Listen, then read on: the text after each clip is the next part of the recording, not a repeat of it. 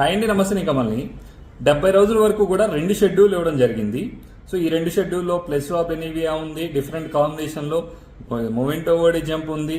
So దాంతోపాటు పరిస్థితులకు అనుగుణంగా మనం ఒకటి చెప్పడం జరిగింది. ఏదైతే లైట్గా నల్లి సకింగ్ చేసిన తర్వాత తెల్లదోమ ఇట్లా ఫోల్డ్ అయిపోతుంది, అలాంటి పరిస్థితుల్లో కొంతమంది కంట్రోల్ చేయలేకపోతున్నారు.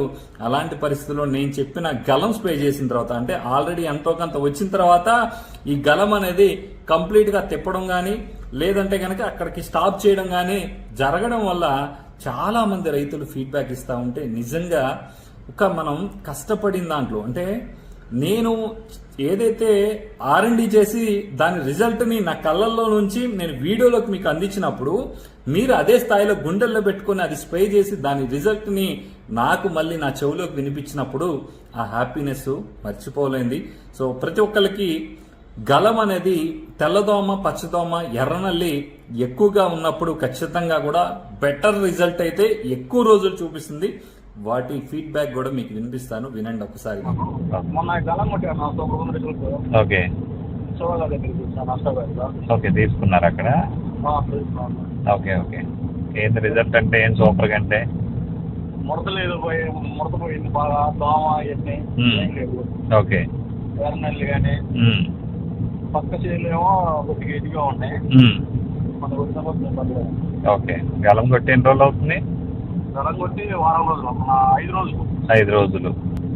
ఇప్పుడు తెల్లదోమ కానీ పచ్చదోమ కానీ నల్లి కానీ ఏమన్నా ఉన్నట్టు ఏమన్నా కనిపిస్తుందా? ఏం కనపడలేదన్నా. ఓకే అది మోహన్ వాడాడు జంపు చెప్పారు కదా నెక్స్ట్. అవును అవును వాటిలో పురుగు మంది వేద్దాం, పురుగు నేను కొట్టిన పోవాల.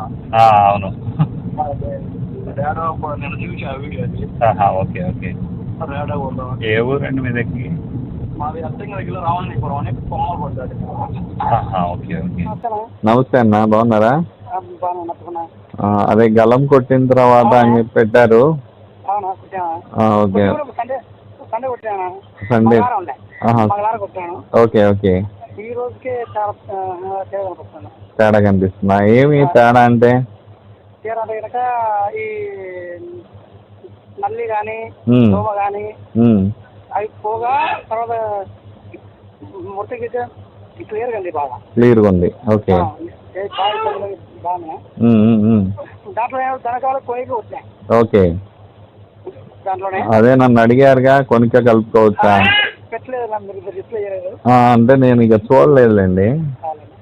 ఇక రెండు కాంబినేషన్ బాగా బ్రహ్మాండంగా వచ్చిందా? మంది గోల్కుంట్లా. ఓకే